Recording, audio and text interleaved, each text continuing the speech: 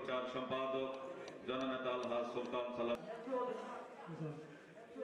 টিকে থাকে ন্যায় এবং ন্যায্যতা প্রতিষ্ঠা করা যায়। তো উচিত মৌলানা ভাসানী সম্পর্কে জানা এবং কথা বলা। মৌলানা দেশের মানুষ গণতন্ত্রের বাতাস পাওয়া শুরু করেছে। অন্তর্বর্তীকালীন সরকার গতকাল নির্বাচনের তফসিল ঘোষণা করেছে। আমরা এই নির্বাচনের তফসিল ঘোষণাকে আমরা স্বাগত জানাই। বাংলাদেশের মানুষ আশ্বস্ত হয়েছে যে আগামী 12ই ফেব্রুয়ারি একটি নিরপেক্ষ নির্বাচন মানুষ আশা করে।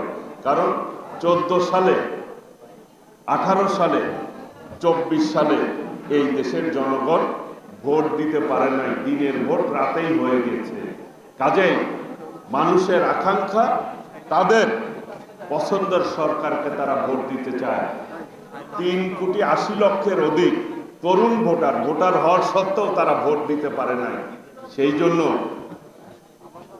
তারা তাদের ভোট দিয়ে জনবান্ধব সরকার গঠন করতে চায়, যেটি আমাদের ভারপ্রাপ্ত চেয়ারম্যান বলেছেন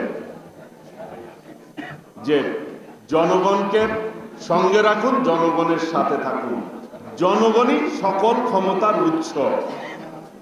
প্রিয় ভাইয়েরা, সেই জন্য আগামী দিনে আমাদের ভারপ্রাপ্ত চেয়ারম্যান দেশনায়ক তারেক রহমান যেটি বলেছে, ভোট দিব ধানের শীষে, দেশ গড়ব মিলেমিশে।